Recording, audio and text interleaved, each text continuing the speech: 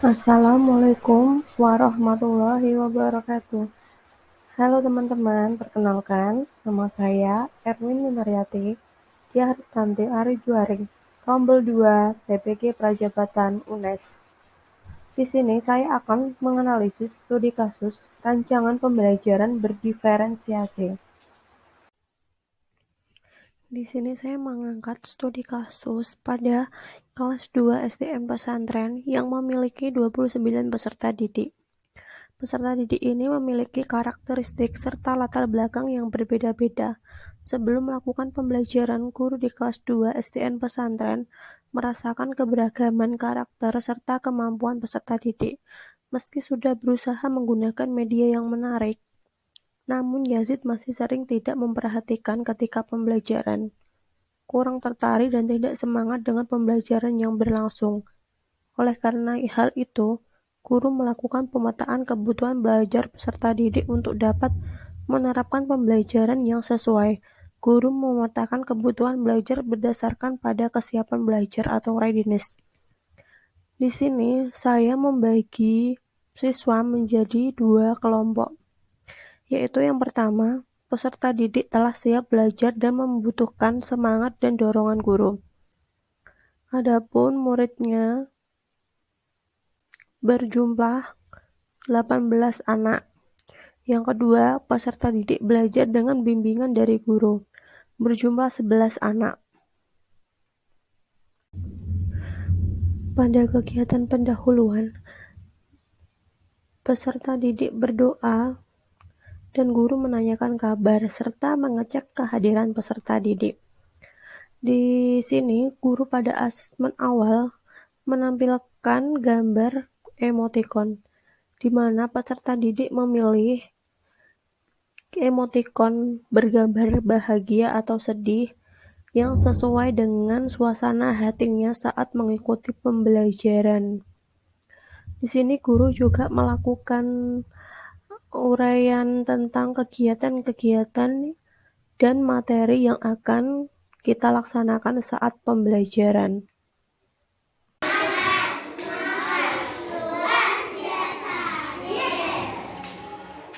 Bagaimana kabar kalian hari ini?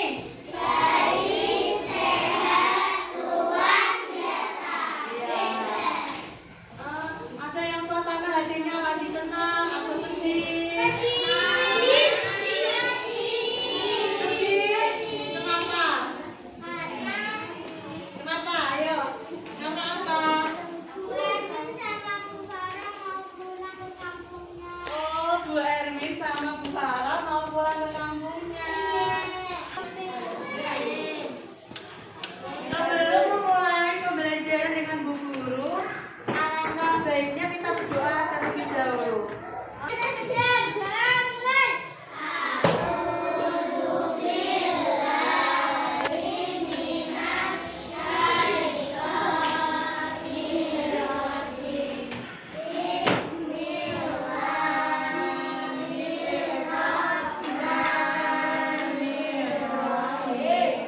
Ya, semoga pembelajaran kita hari ini berjalan dengan lancar ya. Nah, kalian sudah belajar apa? Materi yang kemarin.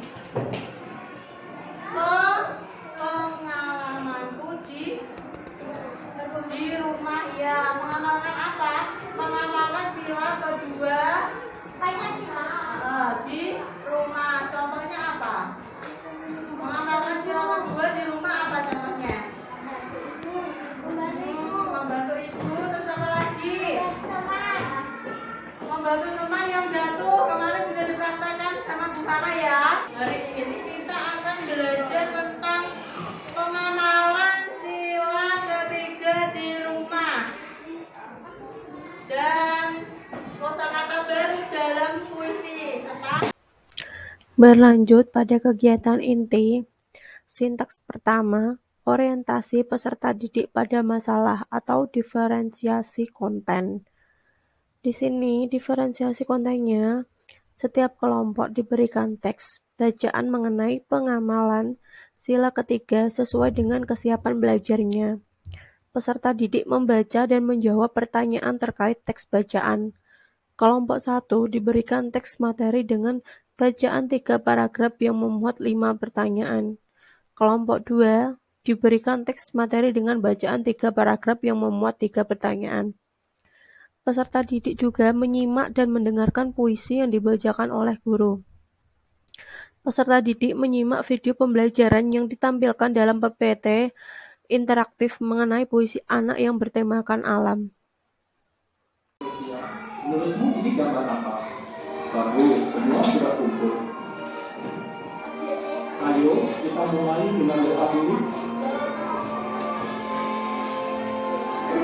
Tadi dari video berarti pengamalan sila ketiga di rumah apa contohnya? Berdasarkan video yang kalian lihat tadi, pengamalan sila ketiga di rumah apa? Iya, membantu ibu membersihkan mainan. Terus apa lagi? Iya, membantu ibu mengepel. Terus saling menyayangi antara anggota keluarga.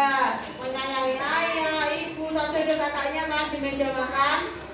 Ya, makan bersama itu saling menyayangi antar anggota keluarga. Jadi harus membantu kedua orang tua. Misalnya kalau selesai main, mainannya dibereskan. Membantu ibu.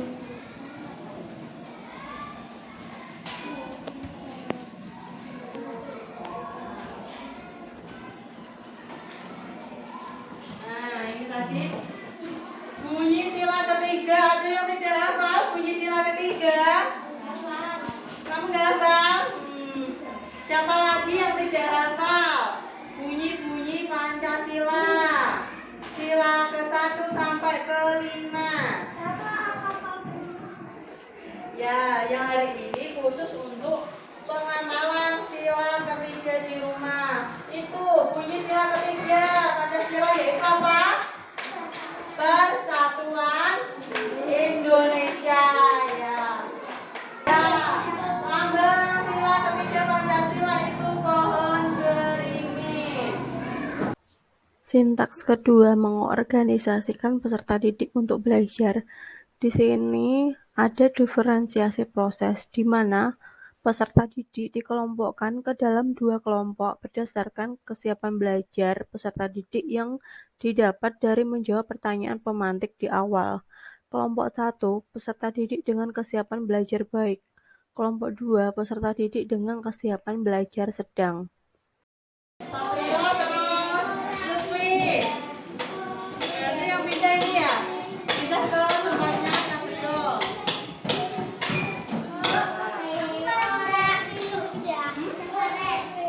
Ya. Ini dalam KPD-nya ada cerita tentang pengalaman Yuda.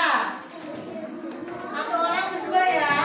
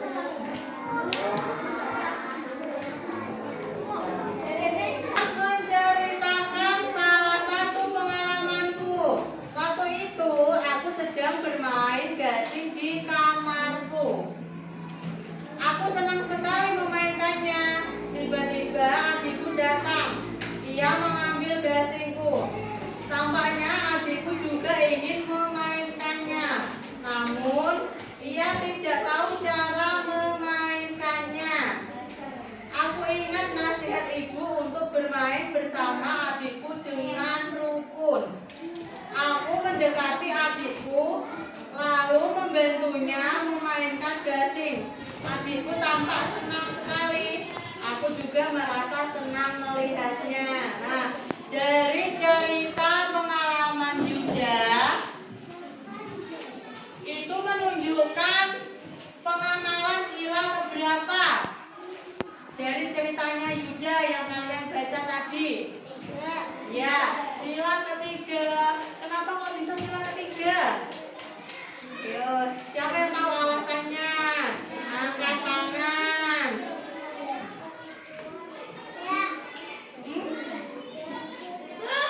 Yang keras ayo.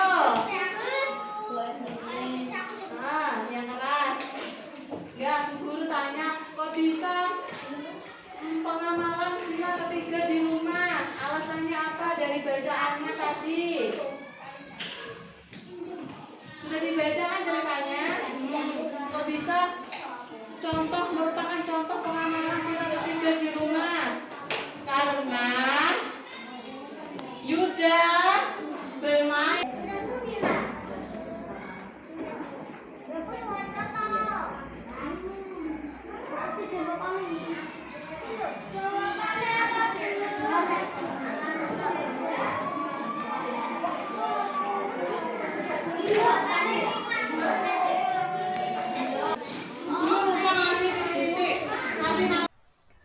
Sintaks ketiga yaitu membimbing penyelidikan individu maupun kelompok. Di sini menggunakan diferensiasi proses. Peserta didik menulis dan menceritakan contoh pengamalan sila ketiga Pancasila di rumah pada LKPD yang ditentukan. Kelompok 2 memilih gambar yang merupakan contoh pengamalan sila ketiga di rumah pada LKPD yang tersedia. Peserta didik di kelompok 1 bersama kelompok menciptakan teks puisi anak tentang alam pada LKPD yang tersedia. Peserta didik di kelompok 2 bersama kelompok membaca teks puisi anak tentang alam dan mencari kosakata baru beserta artinya. Pengamalan sila ketiga. Nah, dikasih tahu sama teman-teman. Nomor 1 itu pengamalan sila ketiga apa bukan? Kamu siap ya? Bukan? Contohnya. Nomor 1 itu marah-marah sama teman. Merupakan contoh pengamalan sila ketiga apa bukan? Iya. Yang memperhatikan kita.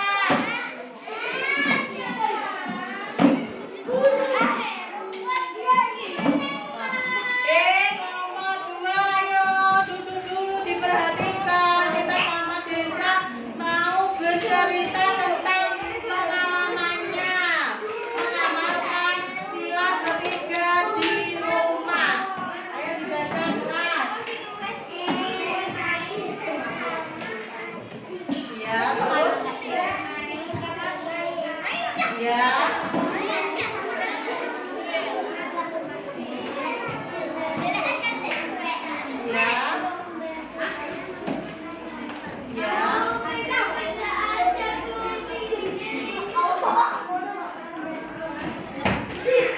Ya, udah tepuk tangan buat Densa sama kita. Ayo. Nah, ceritanya Densa sama Tika itu dia di rumah membantu ibunya menyapu, terus membantu ayahnya mencuci motor, bermain bersama kakak, bermain bersama. Sintaks keempat yaitu mengembangkan dan menyajikan hasil karya. Di sini merupakan bentuk dari diferensiasi produk.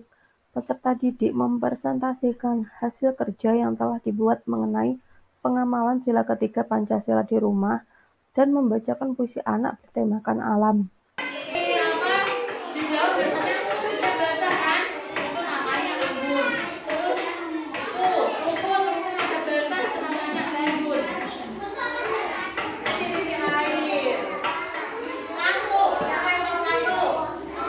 Ngantuk itu mengantuk tuh, rasa ingin tidur. Menembus, melewati, menjelang, menyongsong.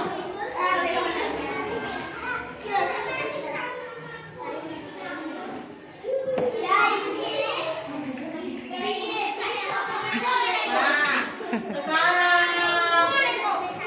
kelompok 1 dibuka yang ini. LKPD-nya yang buatlah puisi dengan tema alam. Ayo, kelompok 1 didengarkan Bu Guru. Yang ini.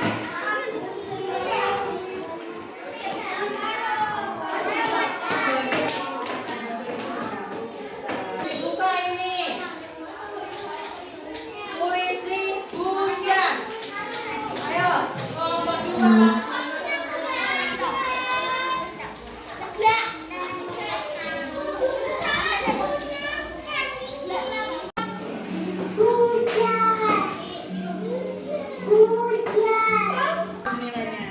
Nilainya nol ya, nanti mau. Mau ini nanti nilainya nol.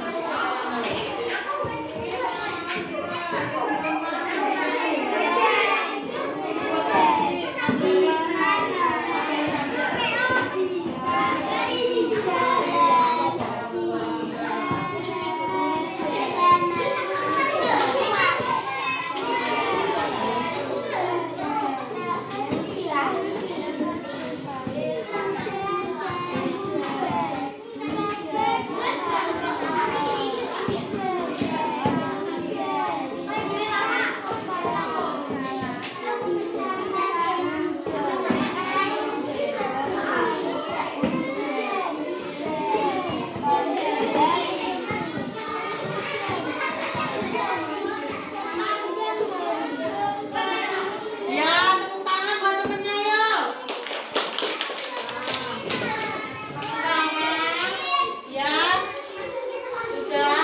Kalau sudah sekarang Ratu maju membacakan puisinya. Ya, ayo. Semangat ya. Ini kelompok 1 karyanya sendiri membuat puisi. Ya, ayo.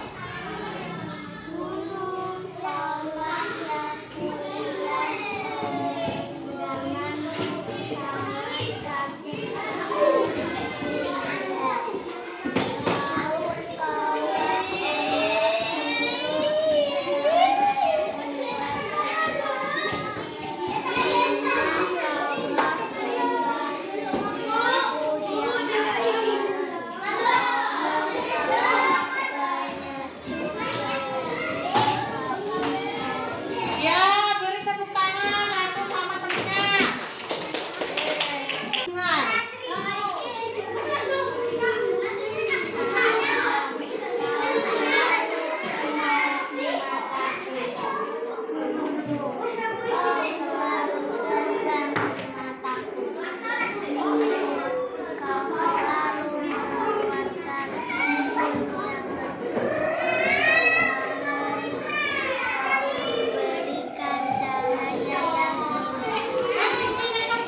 Ya, beri tepuk tangan. Ayo. Ayo kelompok 2, ayo kelompok 2. Kelompok 1 yang sudah boleh dikumpulkan ke guru, yang sudah membuat puisi, yang sudah menulis cerita pengalaman sila ketiga di rumah. Ya. Baca nama ya. Sini. Sambil sini. Sudah. Sudah. Kita sudah. Ya, nggak apa-apa. Sintaks kelima yaitu menganalisis dan mengevaluasi proses pemecahan masalah. Di sini peserta didik dan guru bersama-sama menyimpulkan hasil diskusi kelompok. Guru memberikan apresiasi dari setiap karya yang telah kelompok buat. Guru memberikan penguatan konsep dari materi pengemalan sila ketiga di rumah dan materi puisi anak bertemakan alam, menguatkan konsep dari hasil karya kelompok. Peserta didik mengerjakan soal evaluasi yang diberikan oleh guru secara mandiri. Kasih nama ya. Nah, setelah materi tadi kita akan mengerjakan soal evaluasi untuk mengetahui seberapa pemahaman kalian tentang materi kita yang tadi